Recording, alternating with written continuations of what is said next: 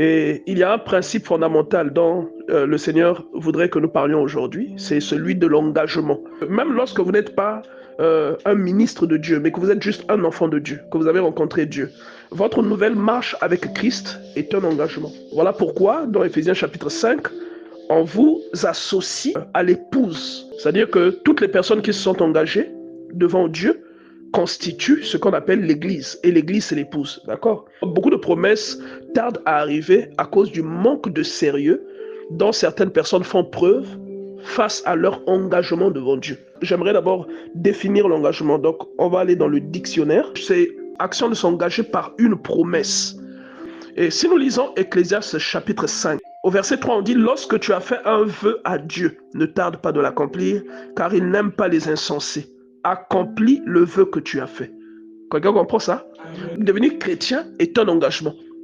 Et il y a tellement de personnes qui ne savent pas que le manque de sérieux associé à cet engagement peut emmener même le malheur dans notre vie. Parce que lorsque vous acceptez de suivre Christ, c'est un engagement.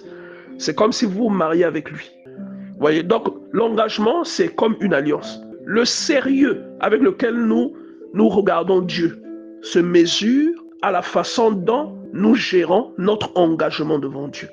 On peut dire toutes les phrases que l'on veut devant Dieu. On peut déclarer tout ce que l'on veut. On peut faire les plus grandes offrandes. On peut faire ce que l'on veut.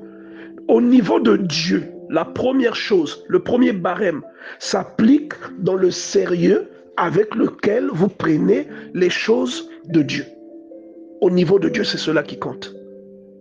Pourquoi? Parce que le sérieux avec lequel vous prenez les choses de Dieu, c'est l'illustration de l'importance que Dieu a à vos yeux.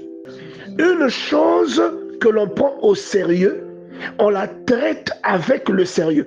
Aujourd'hui, quand quelqu'un est conscient et qu'il fait un examen, vous allez voir que la personne va faire des sacrifices au point de se réveiller même la nuit pour étudier. Il y a des petites choses lorsque quelqu'un s'engage avec Dieu qui peuvent garantir l'exaucement que cette personne la recherche. Je prends un exemple simple que nous vivons tous. Quand vous faites un programme de prière, vous allez dire que je me réveille à 3 h du matin pour prier. Est-ce que vous avez déjà remarqué que parfois, 5 minutes ou 10 minutes avant 3 h, quelqu'un vient cogner votre lit? Qui a déjà remarqué ça? Vous voyez? Pourquoi? À votre avis, pourquoi? C'est parce que ce que vous dites vous-même, cela vous engage devant Dieu. Et à ses yeux, vous êtes sérieux en rapport avec la façon dont vous vous conduisez devant votre engagement.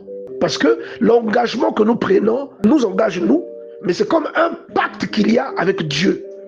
Quand vous dites à Dieu, vous allez vous réveiller pour prier à telle heure. Au moment où vous priez, il y a des forces qui sont engagées. Il y a une puissance qui est déclenchée. Parce que vous allez parler avec Dieu. Beaucoup d'échecs sont liés au fait que nous ne prenons pas au sérieux les choses de Dieu. Et si nous ne les prenons pas au sérieux, c'est parce que très peu d'entre nous arrivent à faire le rapprochement entre la vie chrétienne qu'ils mènent et le fait que cette vie chrétienne soit en réalité un engagement devant Dieu.